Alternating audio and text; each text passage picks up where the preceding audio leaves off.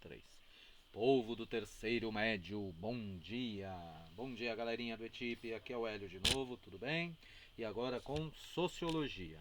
Detalhe, com relação ao conteúdo do primeiro trimestre, ok? O resumo que nós temos, tá?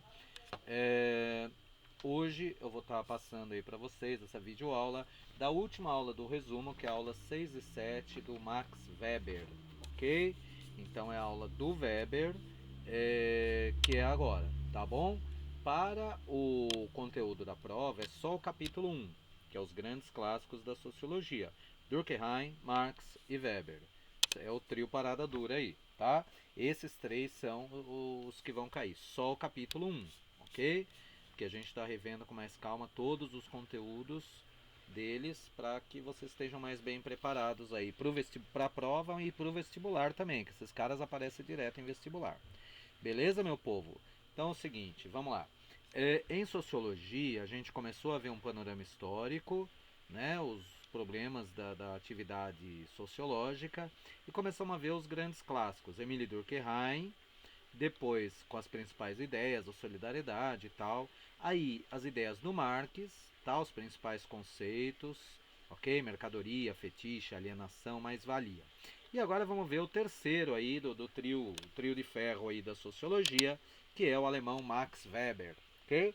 E aí que tá, a gente já começa com o Weber, ele inverteu dos três, apesar de todo o cartaz que tem o Marx, eu pessoalmente, a minha opinião pessoal, claro, eu acho que o Weber ele tem mais peso até do que o próprio Marx, tá? Porque ele deu uma modificada drástica no rumo da sociologia. Enquanto Auguste Comte criou a física social, o Durkheim transformou os estudos da sociedade em ciência, e o Marx fez toda aquela crítica gigantesca ao capitalismo, tá? Todos esses caras, eles partiam do mesmo pressuposto, que a sociedade, ela determina o indivíduo. A sociedade, ela impõe a sua visão sobre o indivíduo, ok? E nós apenas nos movemos dentro desse turbilhão que é a sociedade, ok? O Weber, ele inverte essa equação, tá? Primeiro que ele considera que a pesquisa histórica é fundamental para se entender as sociedades. Óbvio, nós somos produtos da nossa história, tá? Não só produtos, mas elaboradores também, tá? Produtores de história. E o Weber, ele criou aquilo que a gente chama de sociologia compreensiva, tá? E essa sociologia compreensiva, ela inverte o modo operando da sociologia. Ele acha assim, não é... Tudo bem que a sociedade pressiona, é óbvio, a gente sabe disso, mas, em última instância, é você que decide se aceita ou não essa pressão, ok? Ou seja, o que determina as mudanças sociais é a ação individual, as escolhas pessoais, tá? Sendo que muitas pessoas escolhem as mesmas coisas, isso acaba gerando fatos sociais, tá? Ou seja, ele inverte a equação.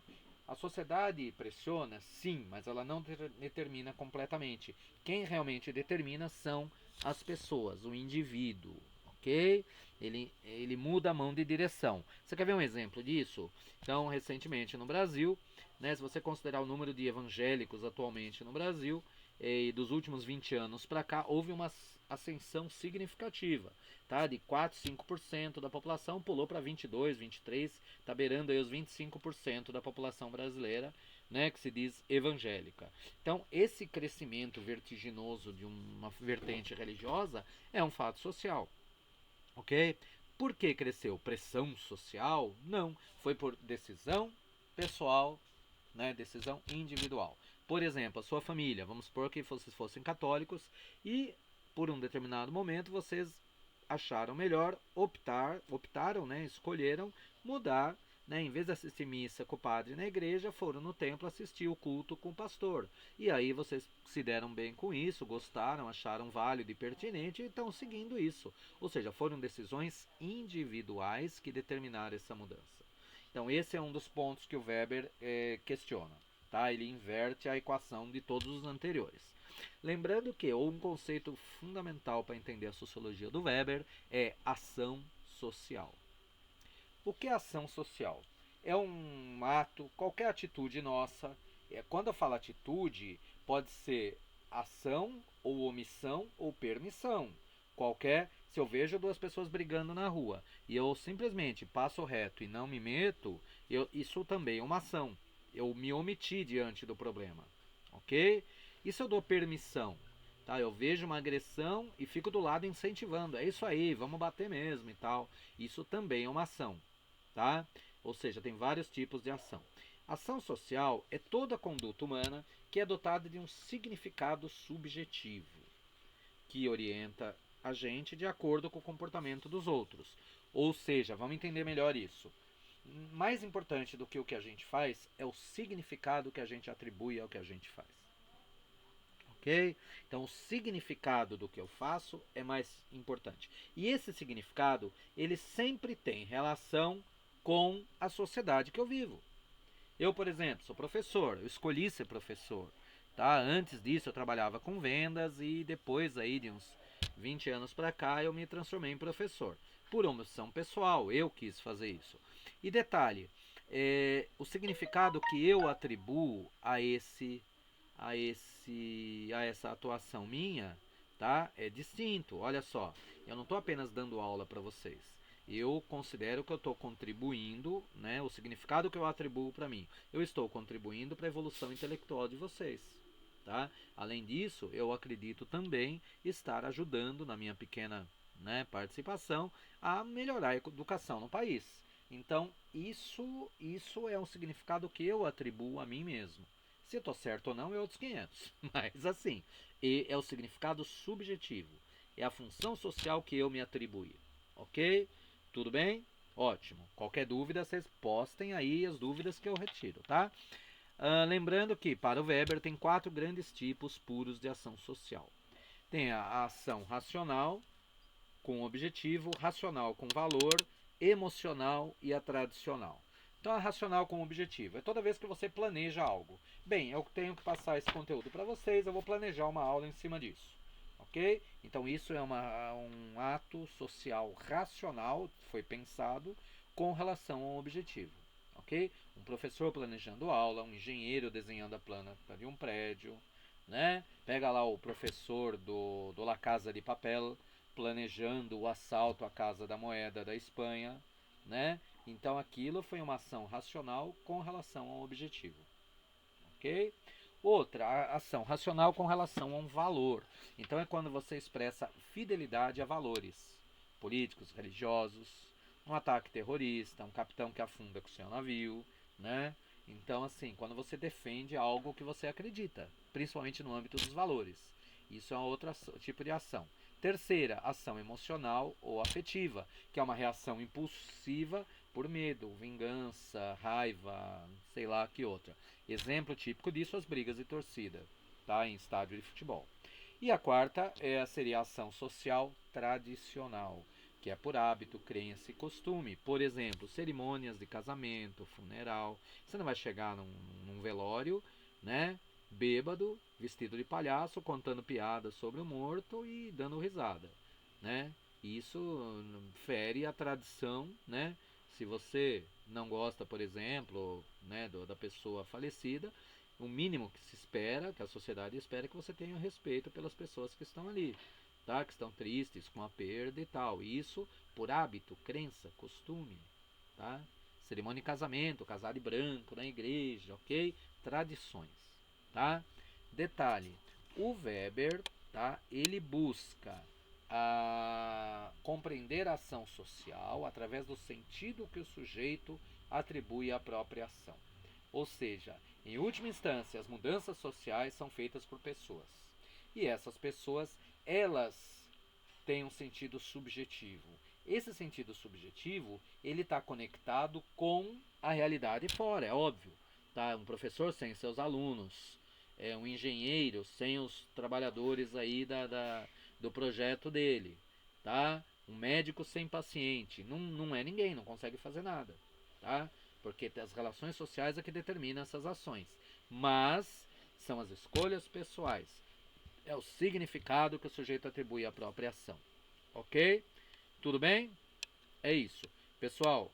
Fora isso, tem mais um último assunto do Weber, tá? Nesse sentido, se alguém tiver alguma dúvida, me passa, por e-mail, laugusto@msn, faz o comentário no vídeo ou alguma coisa distinta para a gente poder responder, beleza? Um último assunto é a análise do capitalismo. Lembra que o Weber falou da análise histórica? Pois é. A sociedade que nós vivemos hoje é capitalista e para o Weber essa expansão do capitalismo que ocorreu desde o século XIV, ela com o renascimento comercial só foi possível por causa da expansão da religião protestante, especialmente o calvinismo. Então é o seguinte, após o Renascimento, né, no começo do Renascimento, o Renascimento comercial, o Renascimento cultural, né, a religião protestante cresceu drasticamente. Lembrando que a religião protestante só surgiu após a reforma do Lutero, né, que foi em 1517, e o calvinismo em 1534, tá, do João Calvino. Então esses dois caras e os outros que vieram depois mudaram aí a face aí da religião europeia, e essa religião ela acabou influenciando decisivamente na expansão do capitalismo. Como? As ideias deles, do calvinismo. Ter lucro não era mais pecado. Tá? A Igreja Católica condenava o lucro, exceto dela, claro. Né? Ter lucro não era mais pecado, a usura era permitida. O que é usura? É você emprestar dinheiro a juros. Você empresta um dinheiro e recebe um pagamento a mais. Quando ele devolver, a pessoa devolver o dinheiro para você, paga uns juros, um que a mais. Tá? Era permitido. O trabalho é o meio mais eficiente para se atingir a graça divina, a salvação. Aí você fala, ué, como assim a graça divina é pelo trabalho? Sim. Por quê? Porque a prosperidade, o ascetismo é valorizado, a disciplina, o autocontrole. Através do trabalho, você está fazendo jus aos dons que Deus te deu. Okay? Deus te deu dons, você está usando no seu trabalho para ganhar o seu dinheiro. E isso é válido, isso é pertinente. Tá? O ascetismo é você ter disciplina, autocontrole, não cair nos vícios, ter bons, seguir os mandamentos da igreja, ok? De Jesus. Então, isso através do trabalho, você vai ter a prosperidade. Lembrando que a prosperidade material é uma prova da predestinação, ok? Segundo os calvinistas acreditavam na teoria da predestinação. Deus já escolheu quem vai ser salvo, quem não vai ser. Como é que você sabe que você é salvo? Através da prosperidade material adquirida pelo trabalho honesto, hein? Não é o roubo, assalto, isso não. Isso é passível é crime passível de punição. Mas se você trabalhou e ganhou seu dinheiro, nada mais justo do que você usufruir dele. A prosperidade material é uma prova de que Deus escolheu determinada pessoa para ser salva. Claro que essa é uma doutrina burguesa, hello, né? E a partir disso, o protestantismo acabou contribuindo para uma nova mentalidade, um novo conjunto de valores e hábitos que criaram um ambiente propício à expansão do capitalismo. Ok? Pessoal, com relação ao Weber é isso. Se alguém tiver alguma dúvida, posta lá, me pergunta que eu respondo, ok? Cai na prova o Weber, sim. Está na RC, vai cair na PO. E aí fecha o resumo completo de sociologia, tudo bem? Então, da minha parte hoje é isso. Muito obrigado pela atenção de todos. Um super beijo. Se cuidem, tá? Que logo logo a gente tá junto de novo. Valeu, meu povo.